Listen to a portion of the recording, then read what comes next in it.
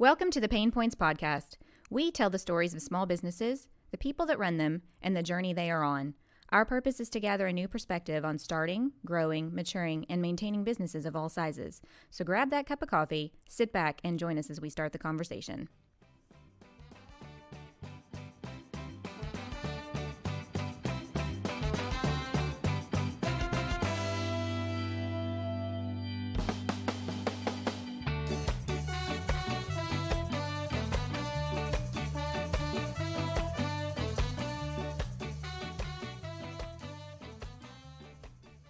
Hey guys, welcome back to another episode. I'm your host, Sarah Harbuck, and joining me today is Kristen Ellis. Hi. And our very special guest is Caroline Perry. Hello. Hello. How are you? Fantastic. How are you? I mean, you know, we've just survived yet another crisis, historical event, act of God, and whatever you want to call it. And you being a fellow Texan also had that same experience. So, you know, here we are. We survived. We're a whole lot better than we were a couple days ago because we all had showers. Yes. Oh, yes. That was the best day ever. Okay, Caroline, why don't you tell us a little bit about yourself, and then we'll jump into your business and the things you've got going on. Oh, man. Born and raised native over here. I was a college girl. I got a degree in like healthcare administration or something. I don't remember anymore. I started dancing while I was in college, and it was about 7 years ago now. Oh, wow.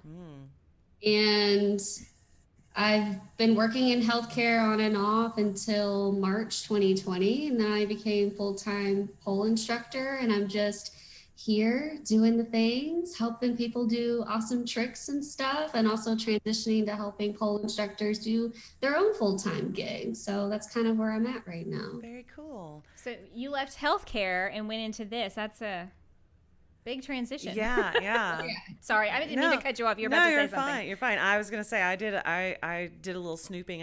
Been listening to your podcasts and getting, you know, I don't know, like I said, I have goals of you know, one day being able to take lessons. There's no one in our area that gives pole lessons, but I guess it's about a year and a half ago I took one private. I went to Missouri where my sister was doing a showcase. Went to go see her showcase at her studio. She got us a private lesson, and at that time I didn't know yet, but I was newly pregnant with my now 8-month-old daughter, and it was the most fun I have ever had, and the hardest workout that I didn't realize I was getting until the instructor was like, let's take a break. And I was like, no, I'm good. Let's do this. Like I want to learn something else. And she was like, no, just give it a minute. Like we sat down for 5 minutes. I was like, oh my God, I hurt everywhere. Yeah. We did it for a bachelorette party one time, and I pulled muscles I didn't even know I had. Yeah. I've been wanting to go back and take lessons ever since. It's just but you know, it was 2020, and then it was a new baby, and it's just life has been happening a lot here lately. So, on your podcast, you tell about how your sister was actually the one who got you into to pole. Yeah, it was a very similar thing. Like she had a level 1 graduation ceremony, and that was my first introduction to the whole thing. And I was like, oh my God, how do I do this? Did you have a background in gymnastics or anything like that? Or did you just jump into this and you've worked up to such flexibility? I did do dance and gymnastics when I was younger. That all stopped around like 10 or 12 years old. Okay. Yes and no. It wasn't like an extensive background, but I have done those things before. Okay. So you know, I want to address the elephant in the room real quick, because I know that sometimes pole dancing as an exercise can also be misconstrued as something else, and there's some stereotypes that can be kind of negative. You know, what made you jump from being in the healthcare industry to doing this, and how have you sort of navigated people's stereotypes and prejudices towards something like this? Does that make sense? Oh yeah, for sure. So I struggled with like self-esteem issues growing up, and pole was a very big piece of helping me transform that. Mm-hmm. And there came a point where I just decided I didn't care. Yeah. I mean, I know what pole is capable of doing for people, the power that it opens up in them. And even when I was working in healthcare, I never really felt comfortable hiding pieces of myself to please other people. And I think that's probably why I was a terrible employee. But I just decided I didn't care. And if people found out that I did pole when I was working a regular job, it was whatever. It was a battle that I chose to fight if it ever came up. It never really did, in the specific arena of healthcare, excuse me, that I worked in. I worked with mostly women. Yeah. And surprisingly, like, the women were actually more impressed with it. I mean, they didn't have they were asking me how they can do it. Like, how can I set up? Well, that's good. So, It's an incredibly impressive thing. Like I love to watch. It's just the strength and the flexibility and the like grace, Yeah. It looks effortless, and I know it's not. Yeah. Because I've tried it, and to watch someone do it so fluidly and pull it off to where it just looks like this, like you said, it's art. It's a dance. Yeah. A dance.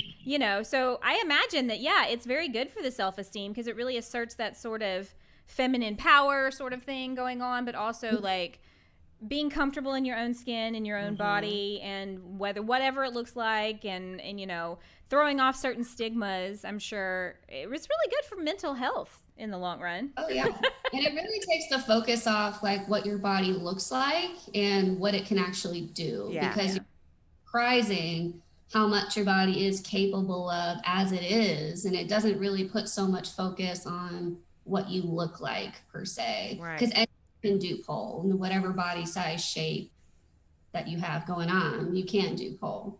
How have you navigated, COVID-19 and teaching people how to do this? Do you I mean, I've perused your social media and everything.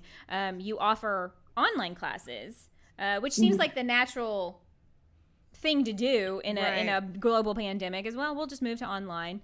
But there's, what is the limitation though? Yeah, there's a smaller, not everybody has a pole in their house. Yeah. There's a smaller client pool or student pool, I would imagine. So how have you kind of navigated that? You'd think that that's what I was fearing with going online, that those students would be smaller. But since you're not limited by geography, your student pool is actually a lot bigger. Oh, this is true. I didn't think about that. Yeah. And it's crazy because I kind of I don't want to say stalk because that sounds creepy, but I do like pole related Facebook groups, and you would be amazed at how many people started pole because of COVID. They went out and bought themselves poles and started doing this, and it blew my mind. Yeah. And so you think it would be smaller, but actually it's growing. That's awesome. Because of COVID. That's fantastic. Yeah. Now, how do you you have a website? Do you set up to where people can book your classes through the website, or do they message you personally? Take us through, if we wanted to take a class from you, what is the step-by-step process to do that? So I do have a website that's completely set up automatic. There's a link in my Instagram bio to peruse the schedule and just pick your times. And all of my classes include recordings just to accommodate people in different time zones who can't come live. But yeah, I used to do the whole direct message thing. There's a lot to keep up with. So everything's set up automatically. That's awesome. You can schedule and get the Zoom link instantly. Yeah. So you use Zoom for your classes? Yeah. Good deal. When you were getting this business started, what was your initial planning phase? Was it just one of those, I want to do this because I want to get out of the industry I'm in and I'm just going to do it? Or did you take some time to sort of plan? Did you have a business plan, or did you just jump in? Yeah. When I initially left healthcare, it was very much on a whim. I was fed up and I just quit one day. And I can't recommend anyone doing that, but I was just I can't do it anymore. So I was I won't just jump into pole. I'll go into personal training because that's like closer to fitness. Turned out I hated that too, but it was closer to what I wanted. And the whole time I was trying to figure out how I was going to support myself, trying to get this pole business off the ground. Because at that time, online pole didn't really exist. We were still in studios, and I didn't have enough clientele in that like region to make a sustainable income because there's only so many people like in there. Right. But COVID happened and I didn't have a plan. I don't know anything about running an online business. And really the first step, all I did was I need to have somewhere to host my classes, Zoom. I need like a way for people to pay me, and then an Instagram to share about the classes. So I had those three things and I just ran with that. And then just kind of learning and growing as things come in. And I really think that's what I should have done all along, is just take the leap and learn as I go, because there's things that happen that you didn't know you need to plan for. Yeah. Yeah. And I spend all my time thinking about these things that I don't know exist. Right. Yeah. Yeah, no plan and just learning as I go. And I'm just committed to doing that until the end. Right.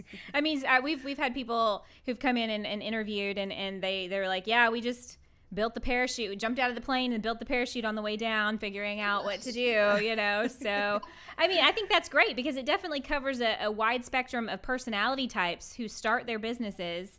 And, you know, not everybody is a meticulous planner with a very detailed outline, and other people are just like, you know what, I'm just gonna do it and see what figure it out. happens. I'm gonna fail or I'm gonna succeed, Right. one way or the other. And sometimes, you know, you can over plan yourself. You can overthink things. Yeah. So, yeah. you know. So we've, you know, you have your pole business, and I mean, I would venture to say that you're also, I don't know, kind of a motivational speaker, or you've recently started doing offering some like your flexibility course that you offer, and you know, like you mentioned earlier, helping other people who are wanting to start pole businesses, other instructors. So tell us a little bit how you transitioned, like why was it just you saw a need for something like that, or you just needed something else to fill the gap, the income gap? Like how did that work? How'd you get into that? Yeah. Okay, so when I first went into teaching pole full time, I knew right away that my body was not going to be able to sustain a full-time teaching schedule. Sure. Yeah. Even if you were doing it in person, it would take 20 plus classes a week to actually create a full-time income. And my body maxes out at like 4. Yeah. I start to get in pain, and I'm like, if I want to be able to do this for as long as I can, then I have to find another way.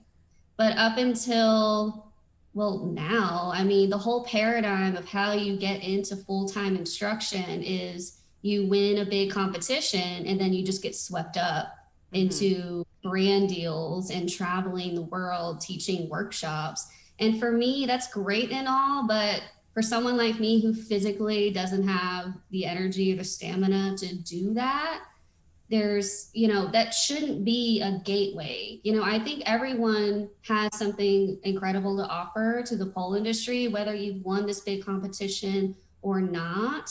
And so this whole thing kind of came about to help, you know, normal people like me who just do this for fun. I wasn't swept up and given, you know, world tours or brand deals, can actually do this for a living, and that they just be able to do this for a living. And so it was just my way of helping the regular person who loves pole and doesn't feel like they're meant to do anything else to actually be able to do it. Yeah. And make a living of it, because I think we all deserve it. And I don't think that your accolades or your awards should be a gateway to be able to make a full-time living showing people how to pole dance. Sure. Yeah. I definitely think with the way the world currently is in our society, and there's just so much negativity and terrible things. You turn on the news and you just hear the next worst thing. And I, you know, when I was perusing your social media last week to try to prepare for the interview and just like wanting to get a feel for who you are, you have a lot of messages on your Instagram and different things that are just very uplifting and positive and hey, you know, you're not here alone and you're beautiful and you can do this. And you know, it's nice to have somebody out there in the world putting even that tiny little piece of positivity when things are they seem so bad around you. That's all, you're inundated with all these negative things, you know, coming out of the news or even social media sometimes, you know, sources that are just so very Eeyore, you know, there's a rain cloud over your head. So I appreciate people who have that sort of mental fortitude, whether they feel it for themselves or not, they're putting it out there into the universe to help somebody else, you know, to be like, hey, we're in this together, you know, you're beautiful, you can do this. We're all fighting together, you know, and I you know, I think that's great. And I know that you probably don't feel that all the time yourself. Nobody can. You can't maintain that pinnacle all the time. But, you know, to have people out there in the world putting those little nuggets of light out there when things kind of seem dark, I think is just as beneficial as taking the exercise class. You got to exercise your mind too, and I think that's a good. They mesh well together. Yes. So yeah. That seemed like a natural transition. You know, hey, I can teach pole dancing, or I can teach you this thing over here. Yeah. So now you offer courses on like people starting their own businesses. Yeah, and specifically through not teaching full time, one, all that, because that's not my jam. So like, specifically trying to help more people at once and make more money, basically. Because I'm taking all next week or next month off. I'm not teaching a single class next. And I can do that because of these courses that I've created that make me money every day just by having them. So that's what I think. One of the things I thought about, that I was like, you know, if she's doing this as a pole dance instructor, like the physicality of something like that, you know, these people who teach classes and, you know, exercise classes multiple times a day, I can't imagine that is a sustainable business model, especially if it's just you. Like if you had a studio with several instructors and y'all all took turns teaching classes, okay. Yeah. But obviously in the world we live in right now, that's probably not the best idea. And, you know, you're trying to do this, you know, in a different way, maybe even in your own industry, show people it doesn't have to be in the cookie cutter. You're revolutionizing the game, girl. Yeah. Sounds like it. Well, what's interesting though is that all the professionals that do teach classes full time, they are hurt. They are hurting. Yeah. And they don't talk about it because that, you know, they're not going to get hired if they're, you know, complaining about pain or anything like that. But they are hurting. And I think for those people who have the skills and the talent to really bring up people's game and pole would serve people better if they took care of themselves better. Yeah. And they just had the freedom to do that, because it's really, when you have that business model of one-to-one, as soon as you stop working, you stop making money. And so it's like becomes a survival mode that I have to push through the pain and I have to wear my body down if I'm going to survive. And I think we can serve the pole community better if we lift ourselves up first and have these systems in place where we can help more people at one time and take care of ourselves. Yeah. That's very well said. We see that a lot in some of the other people that we've interviewed, you know, where their business is about, you know, like oh my God, I'm blanking on her name. The goat farm, and she makes the soaps. Lindsay, thank you. And you know, her whole business is about self-care, but like, when do you have time for your self-care? And I know that a lot of, like, I've heard stories of women who used pole to like take back their power after, you know, a sexual assault, or, you know, things like that, or a and divorce, or after having a kid and they feel ugly. Yeah, you know, and it's a wonderful tool for self-esteem and building yourself. But you're right, like what you're saying is, if our instructors are killing themselves, like, when you know, you have to, you know, your business is about teaching other women to take care of themselves, but you got to do that for you too, or you're not going to be able to help people anymore. Especially in a job where you're so physical. Yeah. Yeah. What did you do in the beginning when, you're trying to build your clientele? You just gave me a revolutionary thing of, well, you're not limited to geography when you're doing it online. Right. And I was like, bing, the light bulb went off. Like, oh yeah. So like, you said you perused Facebook groups. Is that how, I know a lot of them ban you from like advertising your businesses, but how did you put your name out there? How did you, besides using Instagram or social media, was there any other sort of like tip or trick that you had that you used? Not really. I think, when I was doing social media, the challenge then becomes differentiating yourself from online space. And so I didn't use any like strategy other than trying to overcome the fear of really being myself, because it's not about trying to be unique because you are already, but it's about allowing your true self to shine through. And sometimes that's the hardest thing to do because we're so used to trying to fit in. And as children, we learn that we have to do that in order to conform. Yeah. So trying to undo all that and not like trying to be unique or trying to stand out, but just being me and letting those people who resonate with that be my people and not trying to shape shift to please everybody. So I didn't really do anything special as far as trying to get clients. It's just trying to knock away all of those things I learned about what I should do, what I should talk about, and who I should be to attract clients, and just be me.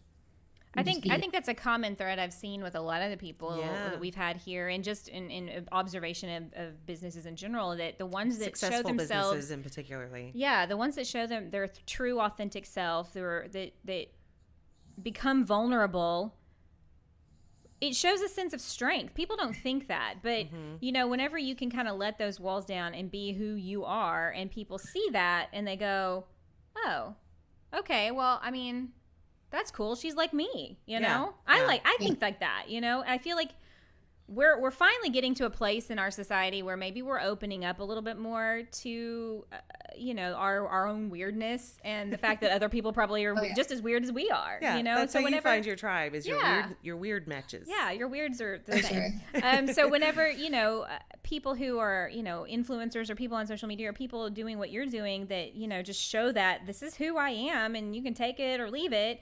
I don't know. There's something I'm drawn to people like that are just very honest and open. And that doesn't mean that they're just sharing every life detail and they're an open book for everyone. You got to have some common sense. But, they don't have this persona. They are just who they are. Yeah, yeah. And I feel like that's very attractive. So I can see how just doing that could lead to having people flock to you. And you're certain. But that brings us to one of the questions. One of our questions is this through this process, because I know for you this has happened fairly quickly. The last like year-ish. A lot has changed for you. Has there been anything that you've really learned about yourself through this process? Oh my God, entrepreneurship. You want to learn about yourself. Right? Yep. Because your triggers come up for like 100-fold. Your triggers come up so hard when you are starting a business, because it's all an extension of you. And there's nothing, because when you work for a corporation, obviously you have rules and, standards, and all you have to do is follow them. Mm-hmm. And with entrepreneurship, there are no rules. You can literally do whatever you want. Yeah. Right. And all of those fears and triggers start to come up, and it's all about, how do I address this? Because any trigger that comes up, that is my step to the next level of income or reach or whatever it is I'm trying to get. I have to overcome this trigger, because it's going to keep coming up for me over and over again until I figure out what's the root of it and how do I get past it. So it's really, for me, it's just been learning about what my fears really are and how I can sit with them and make decisions in spite of them, and just knowing that that's just an energy that I have. It's something that I've grown up with, and I don't have to be here and make decisions from this place of fear. It doesn't have to be my reality. And so just navigating the truths that I choose and decision making from a place of owning my power. So that was probably the biggest lesson that I'm continuing to learn, is just how to navigate my triggers and how to move forward and decisions, powerful, impactful decisions, despite these fears. Yeah, that's a good way to say it, to sit with it, because that's what, it's fight or flight, right? We're, we are conditioned, we are in our DNA, but to be able to just sit and like own it and then work with it, work around it it's not an easy thing to do, but yeah, that's something that I think a lot of people would benefit from. Yeah. Oh yeah. And I didn't realize how much I was repressing or like fighting certain things, because it's this like agitated energy. It's very like pent up and very fight. When you're faced with this fear and you're like, no, that's not a thing. That doesn't exist. Because when you confront it, it really brings up like past memories or past things where, that built this belief or this fear in the first place. And so just having the courage to sit with it and acknowledge it and accept it as part of who you are, and just allowing it to happen when it happens, feel what you need to feel to get over it. That's the biggest game changer. And I think as women, especially, we're supposed to just like ignore those kind of feelings. Otherwise we're or we're emotional, whatever. Yeah. So just allowing it to happen and feel what I need to feel to move through it has been the biggest lesson for me. I mean, I feel like for that alone, boom, you're successful. Like, yeah. You know how long it takes for people to get to that place? Like, I'm 42 and I'm still kind of like trying to get there. I feel like it's a continual journey. You can kind of get to the next level and you plateau out for a bit, and then something happens again, and then you got to make it to the next hurdle. And so I feel like for that alone, sounds like, hey, that life lesson can take decades. Yeah. So like that's it's never ending. Yeah. That's why you have to love the journey and fall in love with that process, because if you're continually fighting that process, you're never going to get to those higher levels. So just learning to love that process too. You kind of talked briefly earlier on about competitions and things like that. Before you were instructing and you were just doing this as a fun side activity, something for yourself, what did you participate in competitions, and did you win anything? Tell us a little bit about that particular aspect of it. I'm kind of curious. Like, I didn't even realize there were pole dancing competitions. I just started competing because it was something that people did, I guess. Like when you got to a certain level, they were like, oh, compete. And it was an excuse to get on stage. I've done several competitions, probably anywhere from like 10 to 15. Wow. Okay. I'd say like the biggest ones that I won was PSO Southwest Championship. I won 2017 and 2018 in the professional. And normally, like back in the day, that would have been my ticket to like world tours and shit. But sorry. You're fine. It's okay. I won it twice. I won it twice, and it was amazing. But like nothing really happened because came from it. Competitions are so ubiquitous now. They're everywhere. There's a new winner every month, and so it's not as special, I guess. I mean, I loved competing because it gave me, an excuse to bear my heart and soul on stage, and there's not a whole lot of opportunities for performances, right? In whole, because the entertainment world in Dallas, Texas, is not caught up, with that. So either you're in a club, competition, right? Yeah, right. We understand. Yeah, I would imagine that would be the difficult part of it. Is you're doing this stuff in an instructional sense in your studio with your fellow classmates and instructors, and you're learning different things. But then, how do you show it off? And so I imagine competitions are that next step. And then I guess you could get a job in a club. Although I don't, that's probably a very small percentage. Kristen and I went to New Orleans a few years ago, and we went to a burlesque show, and it was so much fun. It was a lot of fun, and I could see something like that being a part of it. But if you're not, you probably can't make money being a performer doing it a lot too, in the sense that you're very confined to a schedule for the the show or wherever you're Yeah, at. And if you yeah. want something more flexible, which it sounds like that was your goal in life, is to, have different things coming in different ways and not be limited to a 9 to 5 job. Have you looked into those kinds of things? Is that something you're interested in, or is it limiting? And is the obviously the culture in our state hasn't quite caught up to that Yeah. in some ways. So what are your thoughts in that vein, I guess, is a very convoluted way to ask. I always thought performing was my route, but whenever I did get the opportunity to perform, I was kind of like, meh. And I realized the reason is I don't like nightlife. I like to be in bed by 9, and I don't be out. And so nightlife is not my game. Yeah. I don't doing it. And another thing is that people don't really have the infrastructure for pole like they do aerial. You can rig for aerials, and it's just about getting like support beams or whatever. But a pole, you either have to bring it yourself, which is like a 200-pound like thing that you have to lug around, and no one lets you do it. Like you have to do it yourself. You have to set it up and take it down. So it's this whole big thing. It's a pain in the butt. And not many people have the infrastructure for poles unless they are a competition or they're a club. Like burlesque clubs don't know how to install poles. Yeah. Spaces. They don't know how to do that. Yeah. And there's really not enough like pole dancers or pole performers trying to help them do that or show them the way. Yeah. Stylists do. They kind of help build the infrastructure for their gigs and really work with venues, but there's really not enough pole people doing that. And I don't think there's a lot of performance venues that really want a pole in their space. Yeah. I imagine that would be a struggle. Yeah. But I think that it's a good thing that, pole is the stigma is fading, right?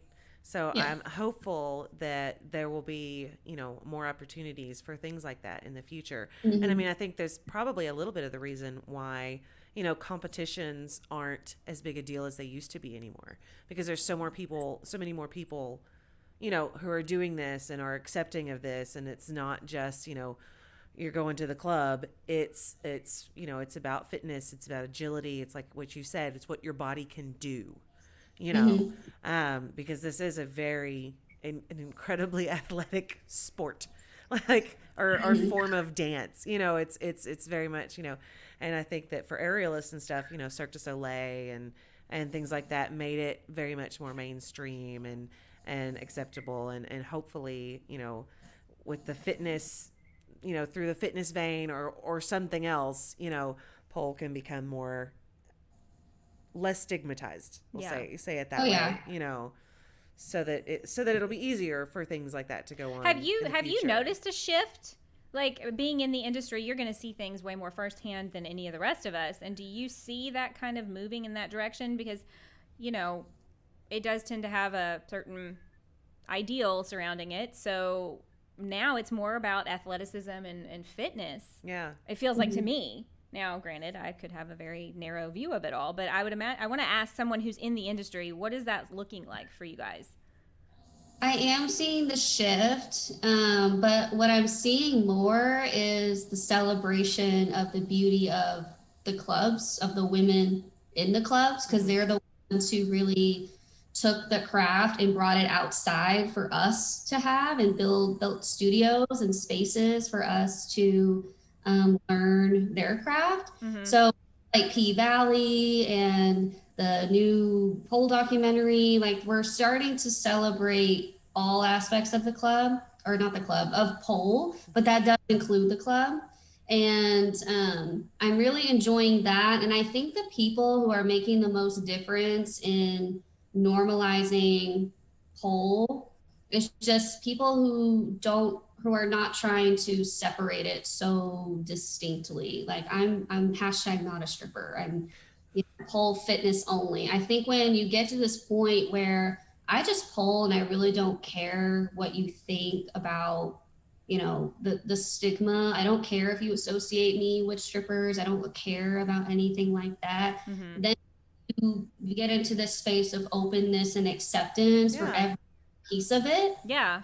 Not so polarizing. And that's yeah. more people come in, like we can all exist here. Yeah. It doesn't be one or the other. We can all exist and we can all thrive if we just stop trying to separate it all. Yeah. I guess goals. Well, and I too think if you do try to separate it, it definitely tends to actually, I think, enhance that stigma. Oh, these women doing this, Right. they're part of this life. They're incredibly skilled to do the things that they do. And if we're an Olympic sport, like I feel like, maybe one day that they'll have pole dancing as an Olympic sport. Because you brought up aerialists and aerial like stuff, and that's definitely become a more very mainstream, entertainment thing to watch and do, and it's fascinating. I would love to try that as well. That looks fun, like flying around with the different kind of pain. For yeah, sure. I imagine it is.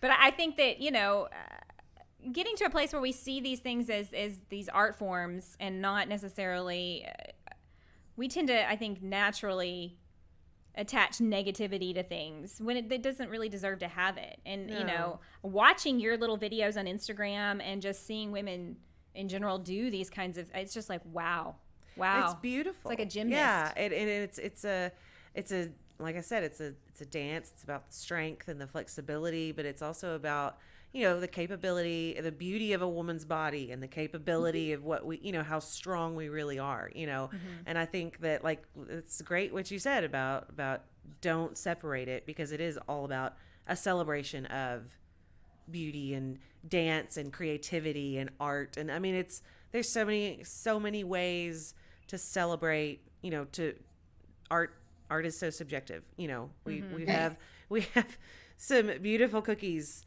that we, from our interview earlier today, which is a one form of art. We've interviewed, people like I mentioned, Lindsay, who makes soaps and bath bombs and stuff, which is one form of art. This is just another form, another form of art, and I think that's a great way to put it, to don't separate it, because it's all the same thing, and as long as we're all in it together, Yeah. And like doing it your way doesn't make someone else's way wrong. Yeah, exactly. Yeah. Obviously running a business and being an entrepreneur brings with it so many challenges and ups and downs, and hoop jumping and all the things. It is some of the most rewarding work. It's also the hardest work. When you sit and think about your job, what comes to mind as like the best thing about your job? What do you enjoy the most? What's the thing that just kind of makes you go, anytime you're having a bad day with it, you think back to that thing and go, it's all worth it because of that? Is there a moment or an idea? Yeah, and it's really the fact that I have the freedom to take care of myself the way that I need to personally. I was never really able to work 8 hours a day. I just didn't have it in me. I'm very productive in like short spurts of time. I can work hours, but then I need to take a nap. I can work for 2 hours and then I want to go shopping. Like I need to have the flexibility to do what I need to do that's going to make me the most productive. And with 9 to 5, there's so much structure. And there's so many rules and you have to do it this way. And I just don't operate that way. And having the ability and the flexibility to take care of my feelings, my emotions, and my energy, and take a day off when I need to take a day off. I literally never work 2 days in a row. Work one day and then I'm like tired and I need a nap the next day. And that ability to, relax and not be shamed because I don't want to work for 8 hours straight. It's just, that makes it all worth it, because now I'm living my life for me and I don't really care what, living up to anyone else's rules of you're not working hard enough, you're lazy, whatever. I'm living for me. And that's the biggest thing about starting a business and why I'm so passionate about helping pole dancers do this, because you don't start a business to be an employee again, like working nonstop and having to do 12-hour days. Like, why did you start a business to be an employee? Well, you're able to be so much more productive when you work a lot of times in shorter spurts. You can get so much done and then you rest for a little bit and then you're recharged and you go get so much more done. Like, it's not Yeah, so many people work better that way. I love that you brought that up, because I recently read this opinion piece about how the 40-hour work week is what is killing our society, what's killing Americans. Well, that's why everybody's burnt out all the time. And we're one of the hate most our jobs and our lives. We're one of the most unhappy societies on the planet. And the basically the article was, and I wish I could remember where I read it and who the author was. I'm so sorry to whoever you are. And I'm probably going to paraphrase this badly, but it was, the gist of it was that really you can get, the 40-hour work week is a myth, and that, most people technically are only really working about 12 hours a week. If you think about the people who work one of those 40-hour jobs, 9 to 5 or whatever, they're really only being productive about 12 hours a week. Yeah. And the whole premise of the article was, if we designed our system around that, not only would the productivity of just everyone in general would go up, people would be happier, their mental and emotional health would be better. And I think it's great that you bring that point up. We haven't had the opportunity to really ever talk about that on the podcast, but with, your own small business, and you saying you don't start a business to be an employee, another really amazing thought, because most people leave those corporate jobs to have a different experience, and yet really set their business up just like another corporation or another. Yeah, fall back into those habits. Yeah. And so I think if we're going to really do this, we need to break out of this mold that this idea, we've all been raised under, that capitalism is amazing and 40 hours a week or 60 hours a week really is more the reality for a lot of people to actually make a livable wage. And so I think if we have a good societal shift, and I think these kids coming up are starting to see that, Megan's generation and younger are seeing that this whole thing that we've all had to live under for so long is not working. And what can we do differently? And so the fact that that's your answer, I'm just jumping up and down over here in my little spirit. Like, I want to have a whole podcast talking about just that topic at some point. But I love that, because I do think when you work for yourself, why are you an employee? Why are you, I mean, some different industries require different involvement. And so I don't want to say that, well, everybody could do it this way, but if you can, and you have a job, and you've chosen to start a business where you have a significantly more flexible schedule, why wouldn't you? Why wouldn't you do that? Because I'm like you. I get so much more done in shorter bursts of time.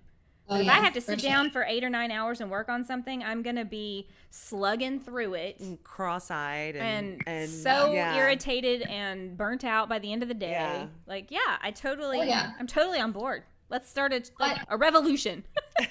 Yeah, and I think we've been taught that the more you work or the harder you work, the more money you make, because that's how the 40-hour work week is set up. The harder this time, the more money you make. Yeah. And I had to kind of shift that. It's the more impactful I am, the more money I make. And that's not dependent on the number of hours that I work. It's what do I want to do right now? Where are my feelings and my desires leading me to work on right now? And I can work 8 hours a day if it's something that I'm really inspired by, because it doesn't really feel like work. It's like creating, and I'm in my flow, and I'm doing things that I really like. But it's not about the harder I work. It's more how impactful I am. And I really have to tune in and listen. Am I going to be impactful today, or am I just going to be doing things for the sake of doing things? And I just give ourselves a permission to rest, and when we need to rest, and allow those inspirations to come in, so that when we do feel it, we have more impactful things to work on and use. I love that. Yeah. And that goes back to what you were saying earlier about being yourself and being authentic, and that draws the right people to you that are going to benefit the most from what you're offering. So how impactful are you going to be, rather than how productive or how I just like that mentality. I like that mindset. I think you need to be teaching classes to people. No, that's it. We need to have you in universities, let's teach these kids coming up, hey, this is how you should live your life. How to work less. Right. How to work less and still be happy. Well, that kind of leads me into this next question of, what advice would you give someone else wanting to start their own business, or who's been in it a while and they're struggling? And, do you have any little nuggets of wisdom you were given, or that you have learned different than what we've already discussed, or anything to elaborate on what you've already said? I guess, what advice I would give is just to leap. And that doesn't mean necessarily quit your job on a whim like I did, but like decide that this is what you want to do and you're going to do it. And I think the universe responds to certainty and not like, oh, well, if all the stars align and all the circumstances come together to make this perfect amalgam of events, then I will go do this thing.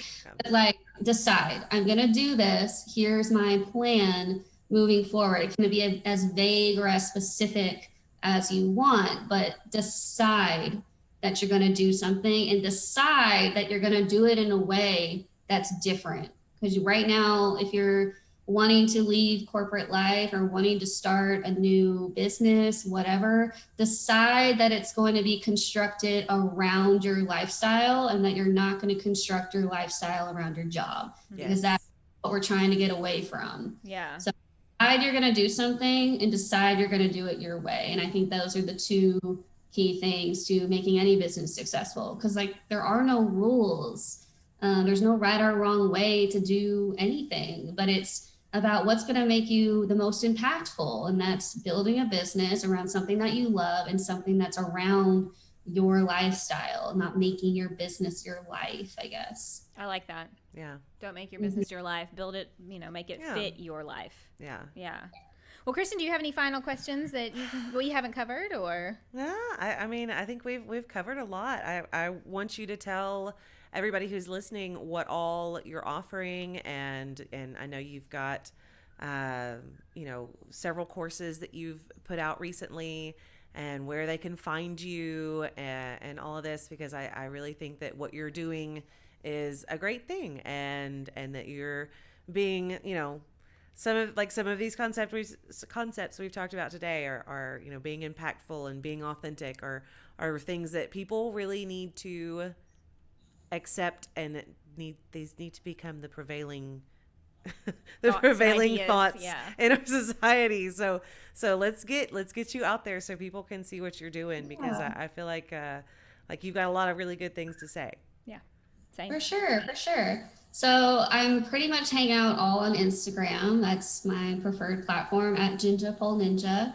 All of my offerings are in the link in my bio. I have pole courses, flexibility courses, and just recently opened a group coaching program for pole instructors or anyone who has like a creative side hustle or an entrepreneurial venture you want to take online and be able to put all of these things into practice, build a business around your lifestyle, be the most impactful, and work around your energy so that you can make more money while doing less. Because I think that's possible for everyone, and actually is a better service to the community by preserving our energy and taking care of ourselves. So Free Your Magic is that group program.